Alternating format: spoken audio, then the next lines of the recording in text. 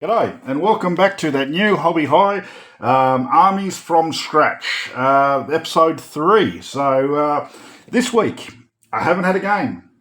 I've been busy. I've had a full week of work. I've had a bit of overtime, a bit of time with Bubs. She took us swimming, and in and amongst all of that, all the family rigmarole and the daily to do, I managed to get a fair bit of painting done, but I wasn't able to get a game. I have, however, lined up a game for next Friday, this Friday coming, versus Fulgrim Transfigured, which I'm very, very excited to play.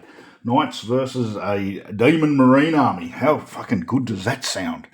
And I've seen pictures of this Fulgrim, and he is painted to the nth degree. I mean, non-logarithmically, he is an astonishingly well-painted miniature. So I'm really looking forward to fighting and playing this game on Friday. What do I say? Other than that, I'm excited about that, but I've just been moseying along and freaking painting away and doing this, that, and the other. Today is Australia Day. To everyone who is not in Australia and doesn't know, today is the day that Australia got settled by Mr. Phillips. He parked himself in Botany Bay, planted the Union Jack, and Australia as a nation began. And it's a great day. Holidays, long weekend this weekend. We usually celebrate by going out to the park. Big family day, enjoying ourselves. I'll read some Australian poetry, some classic Australian poetry to my daughter. You know, it's a bit of Banjo Patterson, Loaded Dog, G-Bung Polo Club, Man from Snowy River. What's that one? Man from Ironbark. Beautiful. You know, my dad used to do that to me when I was a nipper, and I'll definitely be doing that to young Bubs this afternoon. Got some nice picture books of Australian history, and I'll give her a bit of lesson in Australian history, and then we'll go out and have a barbecue. Magic day, absolutely magic. So I'm getting in here early and doing this video while everyone's asleep. So in case the day becomes a bit full at the end of it and I can't fit this in. So in and amongst this week, which has been horrendously busy, I've gotten some painting done. Starting off with, how can I do it? These Special Weapons Marines. I got the white on the glow effects on the Volkite. A little bit of highlights done. I got the eyes done, backpacks. I got the silvers and the highlights done and the blacks done on this second squad of plasmas. They need the next highlights, the decals, the brass, and the glow effects done. But they're coming along nicely. I got a bit of work on this Daradeo done. It's all cleaned up. Just need get the air gun, get the highlights on the light blues on the top. Then I'll put the decals on and sharpen up some of the lines. And then line highlights, decals, base, that one coming on. The missiles, the air-to-air missiles, painted them green because I like the idea of like the olive green air-to-air rockets. I just think that looks so different and out of place from the silver and the black. I just think that's going to look specky as hell. Not really a lot of call for air-to-air rockets. No one from what I've seen on the videos or the battle reports have been using a lot of aircraft, which is a pity because they're beautiful models. I got one, I loved it, and I love playing the Xiphon in second, but I'm pretty sure this is a waste of points, the air-to-air missiles, because you just don't see them. So either someone's going to play it, and it's going to be devastating because nobody's ready for it, or they are so utterly shit that they're literally a cancer on the board, and I don't know which way they fly. But the Daradeo is coming along. I've got another one there, but I haven't done much work on him. Anyway, I like these green missiles. I think they look great. I think the Daradeo as a unit, I think it's a horrible. Oh shit! The camera's freaking dodged down. Sorry. I think the Daradeo as a unit is a horrible weapon of torture. All right. If you're in a normal dreadnought, got arms, you can walk around, you can interact, you got to some degree. A Daradeo is just a living space marine strapped into a turret, and all they're using him to keep him alive is just his eyes and his senses to fire weapons. You're basically no more than this. All those years of training, body modifications and all the rest, and they're just keeping you alive to do this. I think this is one of the most horrific dreadnoughts to be put in. You'd want to be lobotomized if you're in this. What's the point of you? Well, we want you to sit over that hill and shoot any aircraft. All right, there's no aircraft, sit on that hill. This is like the worst dreadnought, I would think, to be put in. You're not walking forward at any great speed, your weapons are at range, and you're shit in close combat. I think this is a terrible, terrible idea. But yeah, I guess that's the raison d'etre of Horus Heresy. It is just fucking horror, start to finish. Next thing I've been doing is obviously the big robot, the Titan.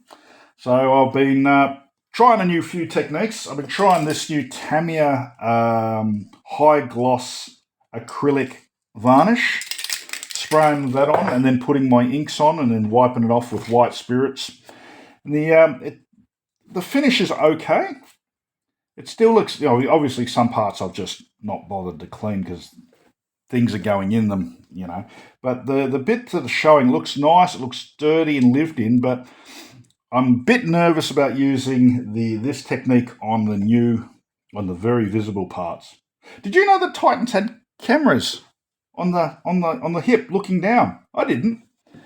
I guess it makes sense if you're going to see where you're walking and porting your feet. But geez, that's a very nice detail. I'm going to paint them all up like lenses, put a nice big dollop of gloss resin on them so they look like a proper camera lens. But that's coming along nicely. I put the two legs together. This one, I've spent a bit of time getting it to a finished shape, all the details filled in.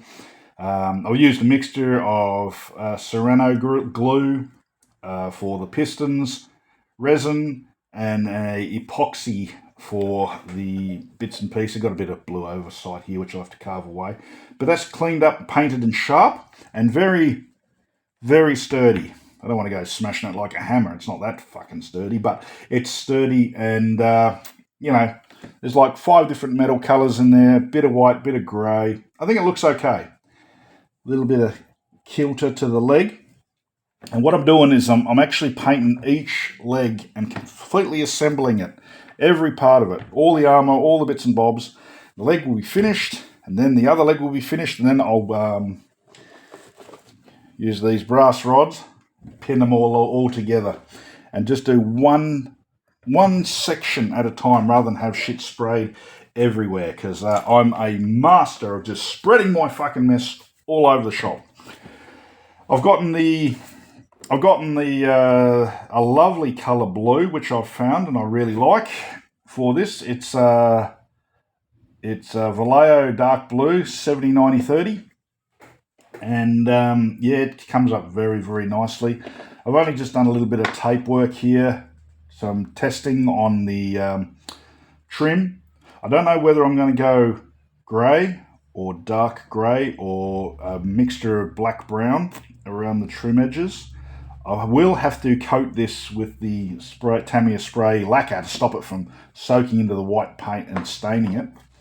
But yeah, it's coming along all right. I think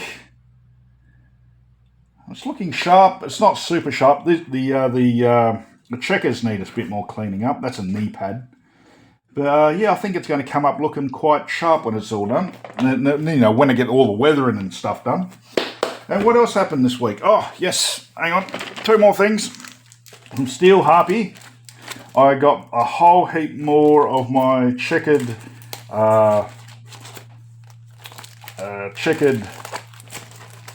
stencils.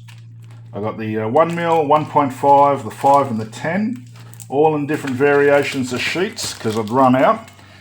That cost a pretty penny, but 100% worth it. And then from Japan, now he said he didn't want to be mentioned, so I won't mention him directly. I'll put that over there so I don't dox myself. But I got some really immaculate decals made, and these are spectacular. This one's one for the Death Bolts 2 Legion, because I wasn't sure which Legion I was going at the time I was purchasing these. Let me just show you this. This is the monocolor, blue and white. Everything, you probably won't see it on the camera, but everything here in the white is the same as you see here. I got it almost exactly the same color, and they're sharp. They're really clean flat lines. They're almost to the quality of the Edward. If anyone who used to do plastic scale modeling, Edward's scale model decals. They are really, really nice. They're sharp, they're clear, concise. I have here the coloured and shaded house colour Legion Legio Titanicus colours for House Pegasagus, and yeah, they're just really, really nice. I really like them.